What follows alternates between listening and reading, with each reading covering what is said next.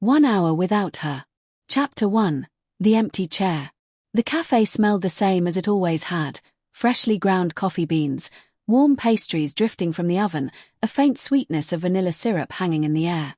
Ethan sat at his usual table, tucked into the corner by the tall window where he and Amelia used to watch the world pass by. The afternoon sunlight slanted through the glass, catching the edges of his cup and making the steam shimmer as it rose. The chair across from him was empty. It shouldn't have felt so heavy, that chair. Just wood and fabric, the same as every other one in the place. Yet it held the weight of every memory he had with her. The way she'd lean back, legs crossed, fingers curled around her cappuccino as though it were the most precious thing in the world. He could almost hear her laugh ripple across the table, light and contagious, drawing smiles from strangers nearby. But there was only silence now. Ethan took a sip of his black coffee, bitter and scalding, and tried to imagine her voice cutting through the quiet. He had ordered her drink too, though it sat untouched in front of the empty chair. Cappuccino, extra foam, a sprinkle of cinnamon on top. She used to joke that cinnamon was her love language. He had rolled his eyes, but secretly, he'd begun to crave that same dusting of spice, just because it reminded him of her. Now the foam was collapsing, the cinnamon sinking, as though time itself was erasing her from this moment. Outside the cafe window, the city moved as it always did. People hurried by with their briefcases. Children tugged at their parents' hands. Bicycles darted between cars. Life, unstoppable, unbothered. For them, nothing had changed. For Ethan, everything had. He rested his palm on the table, fingers tapping absently, searching for hers out of habit. But the other hand wasn't there. It never would be again. A waitress passed by and gave him a sympathetic smile, though she didn't ask questions. She had seen him with Amelia too many times not to notice her absence. Ethan wondered if she knew. If she had read the article online about the car accident. If she had whispered about it with the other baristas behind the counter. He didn't care. The world could know or not know, it didn't matter. What mattered was that Amelia was gone. He closed his eyes, pressing his fingers against his lids until colors bloomed in the darkness. He tried to remember the exact sound of her voice, the precise curve of her lips when she spoke his name. Already it felt like memory was betraying him, letting details slip away too quickly, like sand through an open hand. It's only been an hour, he thought bitterly. How can I already be forgetting? The clock above the counter ticked loudly, each second like a drumbeat pounding into his skull. He hated the sound of it. The arrogance of time moving forward when his world had stopped. Across from him, the cappuccino had cooled. Foam clung stubbornly to the rim of the cup. He could almost see her hands reaching for it, nails painted a soft pale pink, her fingers brushing against his as she lifted it. She always smiled over the rim before taking the first sip, as if to remind him, this moment is ours. But now it was only his. And that made it unbearable. Ethan swallowed hard and looked away from the empty chair. But no matter where his eyes landed, on the window, on the people outside, on the little vase of fading daisies in the center of the table, they always found their way back to that absence. That hollow space where his entire world used to sit. Chapter 2. The Beginning. Ethan hadn't believed in fate before Amelia. He thought of life as a sequence of decisions, practical and deliberate, leading from one destination to the next. But the first time he saw her, under the brittle canopy of autumn leaves, fate suddenly seemed not only possible, it seemed undeniable. It was late October, the kind of day when the wind made everything restless. The trees that lined the university park were shedding the last of their leaves, sending orange and red fragments spinning across the pavement. Ethan had been walking with his hands stuffed deep in his coat pockets, head bent against the wind, when a streak of movement caught his eye. A scarf, dark green with faint golden threads, slipped from someone's shoulders and fluttered down onto the path ahead of him. Instinctively, he bent to pick it up. When he straightened, she was there. Her hair was caught in the wind, strands dancing across her face, and her cheeks were flushed with the cold. She smiled as she reached out for the scarf, and that smile, God, that smile, lit something in him he hadn't known was waiting to be lit. "Thank you," she said, her voice carrying a warmth that cut through the chill. Ethan held the scarf for a second too long before handing it back. It looked like it was trying to escape. She laughed. It wasn't polite or forced, it was unrestrained, spilling out of her like music. He wanted to hear it again, wanted to know what else might make her laugh like that. "I suppose it has a mind of its own," she said, wrapping the scarf loosely around her neck. "Always running off without me." He nodded, though he barely heard the words. He was too busy memorizing her face, the brightness of her eyes, the way she tilted her head when she smiled. The world around them blurred, the wind hushed, the leaves froze mid-air. It was just her. "I'm Ethan," he said, surprising himself. Normally he wasn't so forward, but something in her presence demanded honesty. "Amelia." She extended her hand, and when he shook it, the warmth of her palm lingered against his skin long after she let go. That should have been the end of it, a stranger's kindness, a moment lost to the turning of the seasons. But Amelia didn't walk away. She stood there, studying him with a curiosity that felt both disarming and thrilling. "Do you come here often?" she asked. The question was cliché, but in her voice it sounded new, like an invitation rather than a formality. "Sometimes," he said. "Mostly when I need to think." "And today? What were you thinking about?" Ethan hesitated, the truth on the tip of his tongue. "About how ordinary everything feels. About how I keep waiting for something to change." But instead, he shrugged. "Nothing important." Amelia's smile deepened, as though she heard the words he didn't say. They walked together for a while after that, through the rustle of leaves and the crisp bite of the air. She told him she was studying literature, though what she really wanted was to write. He confessed that he worked in architecture, though what he really wanted was to create something lasting, something beautiful. Their paths wound side by side until the sun slipped behind the buildings, and the cold chased them toward the warmth of the city. When they parted, she gave him one last look over her shoulder.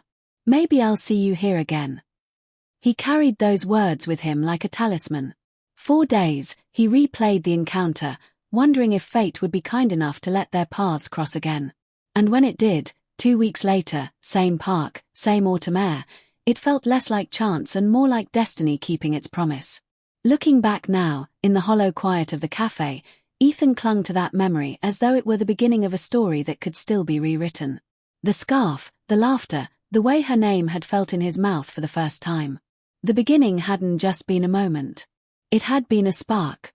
And from that spark, the fire of their love had been born.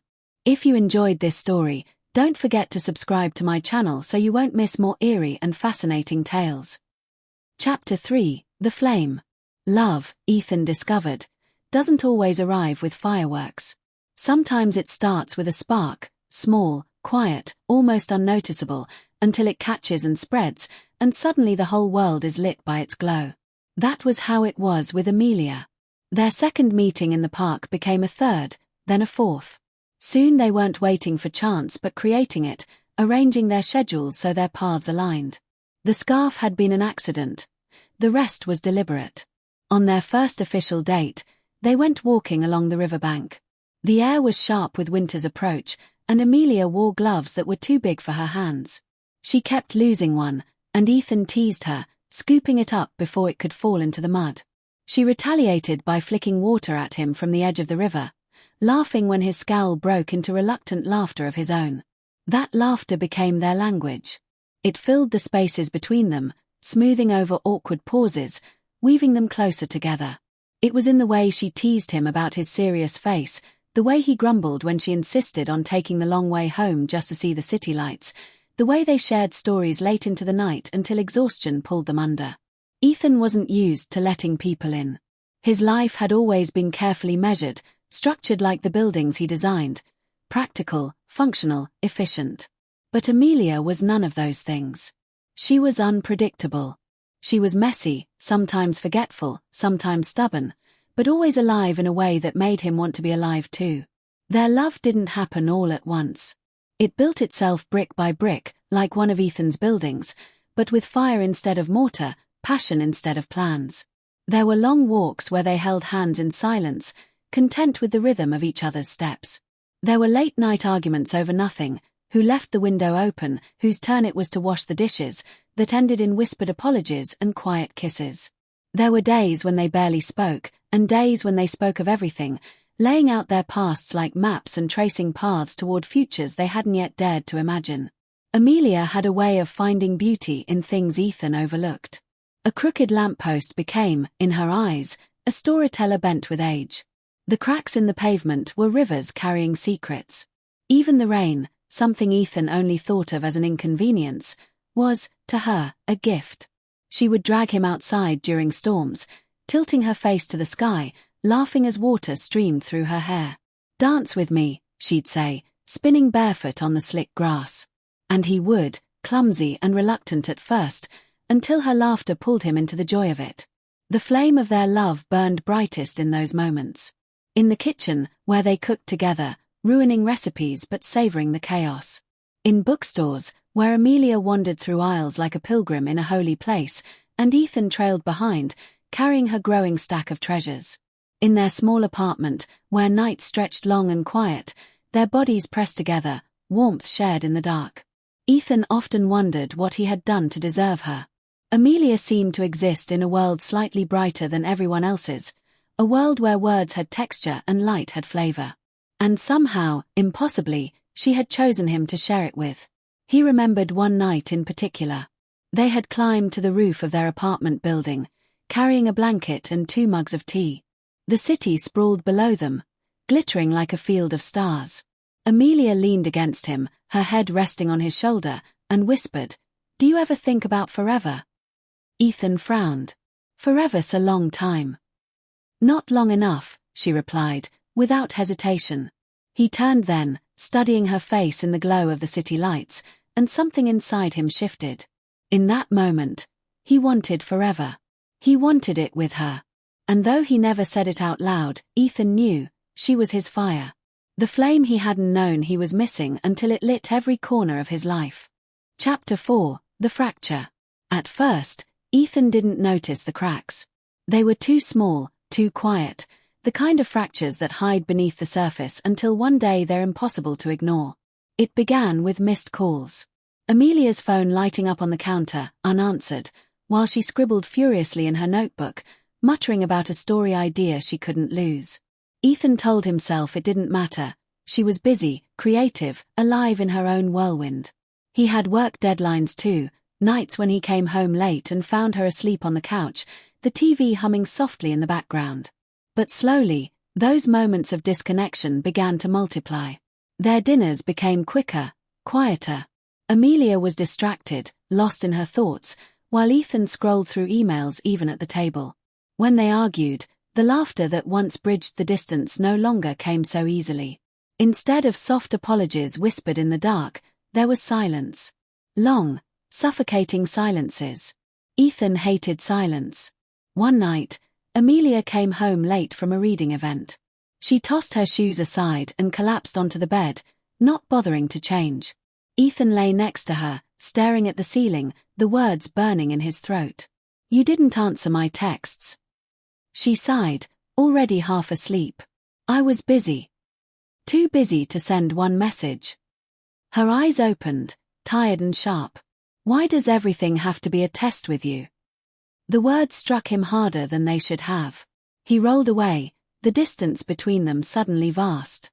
They still loved each other, he knew that.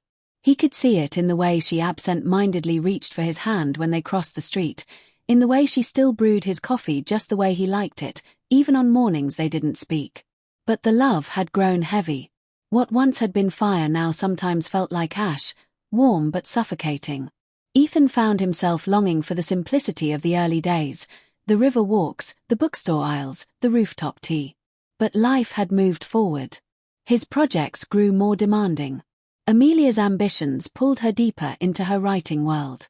They were no longer just Ethan and Amelia. They were Ethan and Amelia, trying to balance the gravity of 2 separate lives. The fracture widened the night they fought about the future. Amelia wanted to move, to travel, to live somewhere new for a while. "There's a whole world out there," she said, eyes alight. "Don't you ever wonder what else is waiting?" Ethan clenched his jaw. "We have stability here. A good apartment. My career. Why throw it away?" "Because stability isn't living, Ethan." Her words hung in the air, heavy and cruel. He opened his mouth to argue, but what came out instead was silence. She left the room that night, slamming the door, and he lay in bed staring at the wall, wondering how love, something once so bright, had started to feel like a burden neither of them knew how to carry. Still, the next morning, she made pancakes. She smiled faintly when he kissed her cheek before work. They moved forward, pretending the fracture wasn't there, hoping the weight of daily life could press the pieces back together. But Ethan felt it every time her eyes lingered on the window, searching for something beyond. He felt it when his phone buzzed at midnight, and she wasn't home yet. He felt it when he reached for her hand in bed and found only sheets. The flame hadn't gone out, not yet. But it flickered, unsteady, as though warning him of what was to come. Chapter 5, The Last Night. If Ethan had known it would be the last night, he would have memorized everything. Every word, every laugh, every brush of her hand against his. He would have studied the way her hair caught the kitchen light, the rhythm of her breath as she leaned against the counter, the exact shade of cinnamon she sprinkled over her cappuccino. But he didn't know. And so the evening slipped by like any other. Quiet, simple, unremarkable. Amelia came home late, damp from the rain. Her coat dripped little puddles onto the tiles, and she kicked off her shoes with a sigh. "God, I hate driving in this weather," she muttered, shaking her hair free from the hood. Ethan glanced up from the stove where pasta simmered in salted water. "You're lucky you didn't get caught in traffic. It's a mess out there." She smiled faintly. "Guess I timed it right." They moved around the kitchen like they always did. Familiar, practiced. He drained the pasta, she chopped herbs. She hummed under her breath, a tune he couldn't place but had heard a dozen times before. He told her about his day, half grumbling about a client who wanted impossible changes to a design. She rolled her eyes in sympathy, slicing basil with deliberate care. It was ordinary, painfully ordinary. And maybe that was why it felt so safe, so easy to slip into the comfort of routine. They ate together at the small dining table, legs brushing under the surface, though neither said anything about it. Amelia talked about a story she was writing, something about a woman who wanted to fly. Ethan teased her about how every one of her stories seemed to involve wings or skies or running away. "Maybe it's a metaphor," she said, smirking as she twirled pasta around her fork. "Or maybe you just secretly want to be a bird." She laughed, tossing a piece of bread crust at him. It bounced off his shoulder and landed in his lap. For a moment, the tension of the past weeks melted, replaced by the spark that had once defined them. After dinner, they curled up on the couch, a blanket draped across both their laps. The rain tapped steadily against the windows, steady and soothing. They watched some movie neither of them cared about, the kind chosen not for interest but for background noise. Amelia's head rested on his chest, her breathing slow and steady, and Ethan felt a rare peace wash over him. He kissed the top of her hair. She tilted her face toward him, lips brushing his jaw, and for a second, the world felt whole again. "I love you," she whispered, her voice soft, almost lost to the rain. "I love you too," he murmured back, though he didn't know if she heard him. When the movie ended, Amelia stretched, yawning, and said she was tired. She kissed him once more, lingering longer than usual, her fingers curling at the back of his neck as though reluctant to let go. Ethan pulled her close, savoring the warmth of her body against his. He thought it was just love, just routine. He didn't realize it was farewell. She disappeared into the bedroom, and he stayed on the couch a little longer, staring at the flickering credits. When he finally joined her, she was already asleep, her face soft in the dim glow of the bedside lamp. He turned it off, slid in beside her, and wrapped an arm around her waist. She stirred faintly, pressing herself closer in her sleep. And in that fragile, perfect silence, Ethan closed his eyes, never imagining that when he woke, his world would be gone. Chapter 6, The Silence. It happened in the space between one heartbeat and the next. The phone rang. Ethan stirred awake, the sound dragging him from sleep like a claw. He blinked at the darkness, disoriented. The red glow of the alarm clock read 12:07 a.m. beside him. Amelia shifted slightly but didn't wake. The phone kept ringing. Ethan reached across the nightstand, squinting at the screen. Her name. Amelia. Confusion pricked at him. Why would she be calling? She was lying right there, warm and breathing beside him. He looked at the screen again, the letters glowing in the dark. Amelia. He answered. Hello. But it wasn't her voice. Sir. A pause. Are you the partner of Amelia Hayes? Ethan sat up, the sheets falling to his waist. Yes. Who is this? The silence that followed seemed endless. Then, this is Officer Ramirez with the city police. I'm sorry to inform you, there's been an accident. The words sliced through him. What? No, that's not possible. He turned to the bed. The sheets were rumpled, but the space beside him was empty.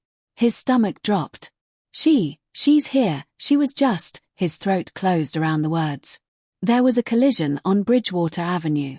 The car lost control on the wet road. Paramedics tried, but the voice faltered. Softer now. I'm sorry, sir. She didn't make it. Ethan's chest caved in. The phone slipped from his hand, clattering onto the floor, the officer's voice still echoing faintly from the speaker. He stumbled out of bed, heart hammering, mind clawing for something solid. Not possible. Not real. He tore through the apartment, bathroom, kitchen, living room, calling her name. Each room answered him with silence. The scarf still hung on the hook by the door. Her shoes lay abandoned by the mat. The pasta pot was in the sink, dried sauce clinging to its edges. Proof that she had been here, proof that she should still be here. But she wasn't. The silence roared. He collapsed onto the couch, clutching a cushion like a lifeline, his breaths coming ragged and shallow. Every second stretched impossibly long, the clock on the wall ticking loud enough to split his skull. He wanted to scream, to shatter the quiet, but no sound came. It felt unreal, like he had stepped into a nightmare from which he couldn't wake. Just hours ago, she'd been in his arms, whispering I love you. And now, gone. Vanished into the void of a single phone call. Time didn't stop. The clock kept ticking, the refrigerator hummed, the rain tapped gently against the glass. But for Ethan, the world had ended. And in that ending, there was only silence. Chapter 7. The hour that followed. The hour after the call did not feel like an hour. It felt like a lifetime, stretched taut and cruel, each minute cutting deeper than the last. Ethan sat on the couch, phone abandoned on the floor, staring at nothing. His hands trembled in his lap, though he wasn't cold. His body moved with the rhythm of panic, shallow breaths, shaking shoulders. But his mind was frozen, suspended between disbelief and horror. He glanced at the clock. 12:15. 8 minutes since the officer's words had shattered him. It felt like years. His thoughts raced in fragments. They're wrong. They must be wrong. Maybe it was someone else. Maybe she's still out there, driving home, safe. But the rational part of his brain whispered the truth. They had said her name. Her name. There was no mistake. He wanted to run. To grab his keys, to drive to the hospital, to demand to see her. To prove, somehow, that she was still breathing, still warm, still his. But his legs wouldn't move. He sat there, paralyzed, the silence pressing down like a weight too heavy to lift. 12:22. He thought of the pasta pot in the sink. How she'd laughed when he flicked flour onto her nose while making the sauce. He thought of the movie credits still frozen on the TV screen, the blanket they had shared still crumpled on the couch. Proof, everywhere, that she had existed only an hour ago. How could she be gone? 12:29. The minutes crawled by. Each tick of the clock was a knife. Ethan pressed his palms against his ears, trying to block out the sound, but the silence beneath it was worse. Silence where her laugh should have been. Silence where her voice should have filled the room. He whispered her name, at first softly, then louder. Amelia. Amelia. Amelia. As though saying it might conjure her, might pull her back into the space beside him. But the air stayed empty. 12:37. He remembered the last kiss. The way she had lingered, fingers curling behind his neck. Had she known? Did she feel the edge of fate pressing in on her? Or was it just love, simple and unknowing, shared one final time? He wished he had kissed her harder, held her longer, told her again and again how much he needed her. 12:44. Grief became physical. His chest ached as though it had caved in, his stomach twisted until he thought he might be sick. He doubled over, pressing his face into his hands, tears finally spilling hot and relentless down his cheeks. They soaked his palms, his sleeves, the cushion beneath him. Still, they did nothing to ease the burning emptiness inside. 12:52. The world outside went on. He heard a car splash through puddles on the street below, a dog barking faintly in the distance. Life continued, blind to the fact that his had ended. It was unbearable, the arrogance of it, the cruelty. 12:59. 1 hour. 60 minutes since the phone call. 60 minutes without her. Ethan realized then that time had changed. No longer days and weeks and years, no longer sunrises and seasons. His life was now divided into before her death and after. And in this new life, this hour without her, every second was a punishment. The clock ticked to 1 a.m. And Ethan understood. This was only the beginning. Chapter 8. Ghosts everywhere. The morning after the call, Ethan moved through the apartment like a stranger in his own home. Every step felt weighted, every object seemed sharper, brighter, as though the world had been etched in cruel detail just to remind him of her absence. The first thing he noticed was her scarf. It still hung by the door, dark green with golden threads, the one that had started it all. He reached out, brushing his fingers over the fabric. It was soft, warm with the memory of her skin. For a moment, he swore he could still smell her perfume clinging to it, jasmine, faint and sweet. He pressed the scarf to his face, closing his eyes. And just like that, she was there. Amelia laughing in the autumn wind, Amelia leaning against him on the couch, Amelia kissing him goodnight. A ghost, summoned not from the dead but from the things she left behind. The ghosts were everywhere. Her shoes by the door, scuffed from too many long walks. Her mug in the sink, the rim faintly stained with cinnamon from the cappuccino she hadn't finished. Her notebook on the table, a pen still resting across it, as if she had just stepped away for a moment and would be back to write the next line. Ethan opened the notebook. Words sprawled across the page in her hurried handwriting. A story about a woman who wanted to fly. Half-finished sentences, arrows pointing to margins, little doodles in the corners. He traced the ink with his fingertip, whispering the words aloud, as though reading them might breathe her back into the room. But the room stayed empty. In the bedroom, her scent lingered strongest. The bed was unmade, sheets tangled from the night before. Ethan sat down, burying his face into her pillow. The smell of her shampoo clung there, vivid and unbearable.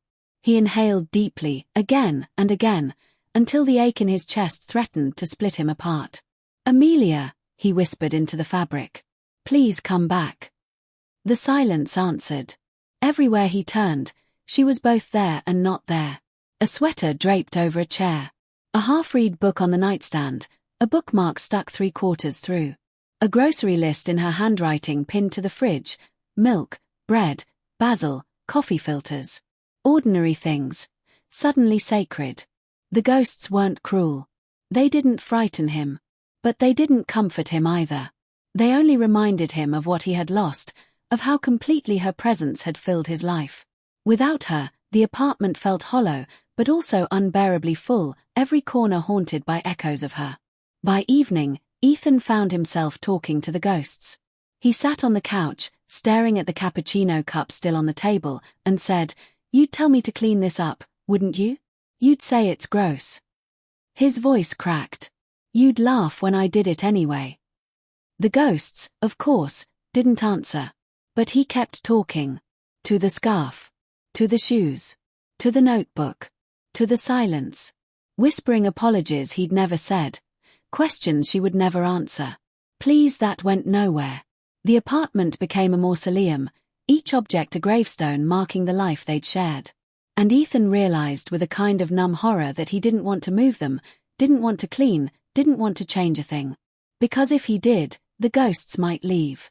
And if the ghosts left, he would truly be alone. Chapter 9. The Weight of 1 Hour. The clock in the living room ticked relentlessly, steady and merciless. Ethan had never noticed its sound before, just background noise, a rhythm of ordinary life. Now it was unbearable. Each tick marked another second without her, another second in which he breathed and she did not. An hour without Amelia felt heavier than all the years they had shared. He sat on the floor, back pressed against the couch, her scarf draped across his knees. His eyes burned from lack of sleep, his body ached from tension, but it was the weight of time that crushed him most. 1 hour. 60 minutes. 3,600 seconds. He counted them, not out loud but in the pounding of his heart, in the breath that rasped in and out of his chest. Each second stretched endlessly, yet passed too quickly, slipping through his fingers before he could hold it still. He thought of all the hours they had spent together, the lazy Sunday mornings tangled in bed, the long walks through the city, the countless nights curled up on the couch. He thought of how easily they had wasted time, assuming it was infinite, assuming there would always be more. Now, every second without her felt like a punishment. Ethan's gaze wandered to the kitchen. The pasta pot still sat in the sink, crusted with sauce. Last night's dinner. Last night's ordinary, forgettable dinner that had somehow become sacred in his memory. He had thought they'd have 1,000 more meals like it. Now, he would have given anything to eat that pasta again, to relive those minutes, to squeeze one more moment out of the time they'd shared. He pressed his palms against his eyes, shaking his head. How do you live like this? He thought. How do you live when every second without her feels like a lifetime? The world outside carried on as though nothing had changed. He could hear voices from the street below, laughter, conversation, the clatter of footsteps. The sound made him furious. Didn't they know? Didn't they feel the shift in the universe? Didn't they understand that Amelia was gone, that time had lost its meaning? The weight of 1 hour was unbearable. What about 1 day? 1 week? 1 year? Ethan couldn't imagine it. He couldn't imagine birthdays without her, holidays, anniversaries that would pass like empty markers. He couldn't imagine growing older while she remained forever young, frozen at the moment of her leaving. He clenched the scarf in his fists, pulling it tight against his chest. How am I supposed to do this without you? He whispered. His voice cracked, barely audible. Tell me how. But no answer came. Only the clock, steady and merciless. 1 hour without her. The weight of it bent him low, and he understood that this was just the beginning. Time would not stop. It would stretch on, an endless punishment, forcing him to live each second without her. And that was the cruelest truth of all. Chapter 10, The Promise. The apartment was quiet now, the kind of quiet that pressed against his ears and made every heartbeat thunder. Ethan still felt the weight of her absence, the invisible pull of the hour that had begun with the phone call. But for the first time, something shifted. He sat on the couch, the scarf across his lap. He traced the golden threads with his fingertips, feeling the warmth of her presence as though it could seep into him, stitch itself into the empty spaces she had left behind. He remembered her laugh, her stubborn smile, the way she had always believed in him even when he doubted himself. And a thought flickered in his mind, fragile but persistent. She wouldn't want me to stop living. Ethan stood and moved through the apartment, picking up her notebook. He opened it to a half-finished story and read the words she had left behind. Lines of hope, humor, and imagination stared back at him, a small reminder that even in her absence, she could still inspire life. He sat at the kitchen table, pen in hand, and began to write. Not a story, not yet. A letter. To her. About the hour he had just lived, about the grief, the silence, the ghosts. About how much he missed her. And in the act of writing, he felt a shift. The weight of 1 hour remained, but now it was shared. He was holding it in his hands, shaping it, giving it form. The time without her didn't feel like a prison anymore. It felt like a bridge, fragile but real, connecting him to the love he had lost. He spoke aloud as he wrote, a whisper into the empty apartment. I won't forget you, Amelia. Not a moment. Not an hour. Not a day. I'll carry you with me, in everything I do, in every breath I take. I promise. The ghosts of the apartment remained. Her shoes by the door, her mug in the sink, her scarf draped over the chair. But for the first time, they didn't terrify him. They comforted him. They were the proof of a love too strong to vanish, a presence that could be felt even when it could no longer be touched. Outside, the first light of morning crept through the windows, soft and forgiving. Ethan inhaled deeply, the scent of coffee and rain and memory filling him. He would survive this. He would live, carrying her with him, honoring her in the rhythm of his days. And though the hours would always be heavy, though time would continue to remind him of what he had lost, he would walk forward. Step by step. Minute by minute. With her in his heart, he would carry on. Because love, even after loss, was stronger than silence.